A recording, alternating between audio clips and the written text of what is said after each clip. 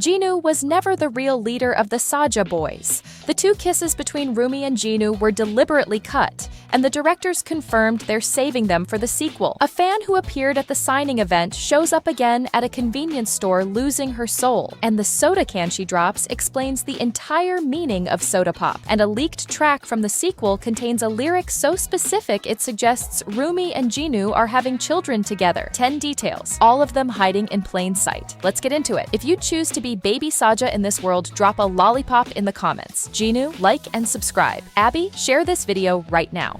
Directors Maggie Kang and Chris Applehans just confirmed something fans have been screaming about. Rumi and Jinu actually shared 2 kisses in the original cut, one inside Rumi's mind, one in real life during that rescue scene. Both got cut on purpose. They're saving it for the sequel. And before you say, but Jinu died, look closer at that final scene. His blue soul energy doesn't vanish. It moves directly into Rumi's sword. The blade literally changes shape. Bigger, new markings, completely transformed. Character designer Yoonhee Cho even shared the before and after sword designs and confirmed the new blade carries dokabe, spirits that live inside objects. Jinu is in that sword. But here's where it gets wild. A songwriter from the sequel leaked a work-in-progress track called Golden Eyes. In it, Rumi sings about her twin sister Ren seeing the future, and then drops the line, "You saw our daughters." Our daughters. Put it all together. Jinu's soul merging with Rumi was symbolic of their union. The deleted kisses are being saved, and now a leaked lyric about future daughters. Rumi and Jinu are having a child in the sequel, possibly more than one. And if you're worried about her age, Maggie Kang confirmed on Reddit that Rumi is 23 to 24. By the sequel's timeline, she'll be around 26 to 27.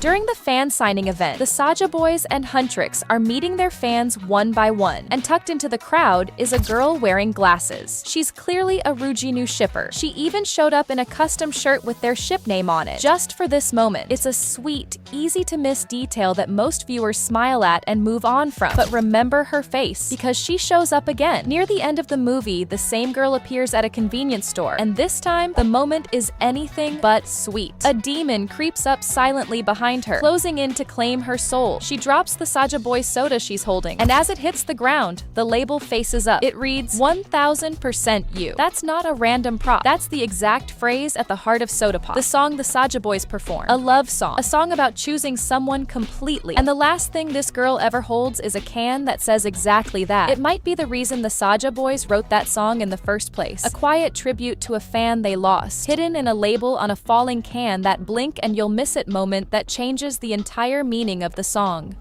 Everyone assumed Jinu was the leader of the Saja Boys. But what if the real leader has been baby Saja the whole time? Throughout the entire movie, Jinu looks like the one in charge. Wherever he goes, the Saja Boys follow. Every situation, every moment, he's up front and they're right behind him. It made total sense for fans to crown him the leader. But here's what most people miss. Before we get into it, imagine you actually exist in the K-pop Demon Hunters world. Who would you choose to be? Drop a heart emoji in the comments if you'd pick baby Saja. Like this video and subscribe if you'd go with Jinu. And if you chose Abby, share this video right now. Let's see who's picking who. Now, back to why baby Saja is actually the one running things. It all comes down to one moment at the end of the movie. Baby Saja is the only character who gets a piggyback ride. Nobody else, just him. And in a world like this, that kind of special treatment isn't random. It's reserved for the one who truly sits at the top. Jinu may have looked like the leader, but baby Saja, he was treated like one. Quick question, which Huntrix weapon you would want to use? Like this video if it's Rumi's sword, subscribe if it's Mira's blade, and comment if it's Zoe's spirit knives. Now, let's start. Huntrix each have a signature weapon. Rumi's sword, Mira's curved blade, Zoe's twin spirit knives. Everyone knows these. What nobody notices is that Rumi has a 4th weapon. In the opening fight sequence, if you look carefully at the end of Rumi's braided tail, there's a small knife attached to it. Subtle, compact, easy to miss unless you're specifically looking. Here's why it matters. Rumi's sword is her most powerful weapon. It's also the most visible one she has. It glows. It draws attention. In any situation where she needs to stay hidden, undercover at a fan event, moving through a crowd without revealing herself, she can't pull out a glowing sword without blowing everything. The knife in her braid is the backup plan for exactly those moments. Low profile, always on her. And at the fan signing event where the Saja Boys showed up unexpectedly, she was already wearing it, just in case. In the very first scene showing the original hunters, they fight demons right in the open, in the middle of a village. People watching, people cheering, full public interaction. No disguises, no cover stories, no idol personas. Then something changes. The Sunlight Sisters, Huntrix, every single generation in between. All of them built K-pop identities instead of fighting openly. And the film never directly explains why. Here's the answer hiding in plain sight. The real source of Huntrix's power isn't their weapons or their training. It's their fans. The more people support them, the stronger they become. Which is exactly why the Saja Boys' entire mission was never about physically defeating Huntrix. It was about stealing their fanbase. Drain the support, drain the power. K-pop was the perfect evolution because in K-pop, fans are everything. And as the world keeps changing, the hunters of future generations might not be idol groups at all. They'll just keep adapting to wherever the attention goes. Mira presents as completely unshakable, blunt, fearless, the one who says exactly what she thinks without softening it for anyone. That reputation is consistent across the entire film, but watch her at the fan signing event. She's clearly irritated having Abby and Romance seated beside her. That part is obvious. But the second a fan walks up to get her signature, her entire face changes. Not a performance smile, something genuine. Something that looks like relief. Then, during the airplane video call, when Bobby patches in and a fan reveals a Huntrix tattoo on their body, Rumi and Zoe both look visibly uncomfortable. Mira is the only one who lights up completely. Here's what that actually reveals. Mira grew up in a family where praise wasn't given, where acceptance wasn't something she experienced. She spent her entire childhood in an environment that made her feel like she didn't belong and never would. So when fans show up and express love that's completely unconditional. No expectations, no agenda, just genuine devotion. Mira feels something she rarely got to feel growing up. She doesn't just appreciate her fans more than anyone. She needs them in a way that's tied directly to the wound her family created. The tough exterior isn't who she is. It's what she built to survive before she found people who actually showed up for her.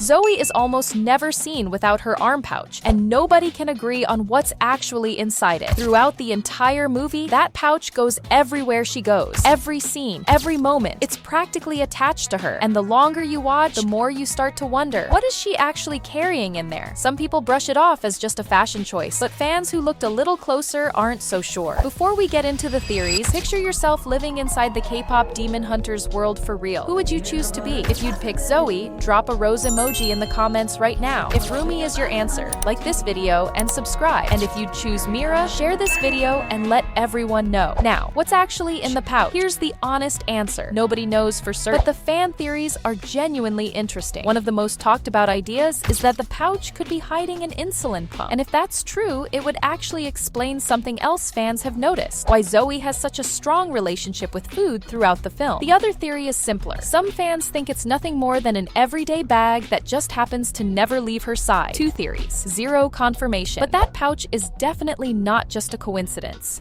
Mira and her family have never been close. She grew up feeling like she didn't belong. The tension between them is clear from every scene where they come up. But here's the detail that flips the entire dynamic. In every single photo of Mira with her family, she's placed right in the center. Not just as a child when relationships might have been warmer, as a teenager too. At a point when the distance between them was already obvious. Families who genuinely don't care about someone don't keep putting them front and center in photos. They don't stay close. They definitely don't find their way into a music video. But Huntrix is the biggest K-pop group in Korea, which means Mira is extraordinarily wealthy. And the pattern of her family constantly positioning themselves near her, in photos, in her professional life, in her most visible moments, suggests the only thing they ever really wanted was access to what she became, not who she is.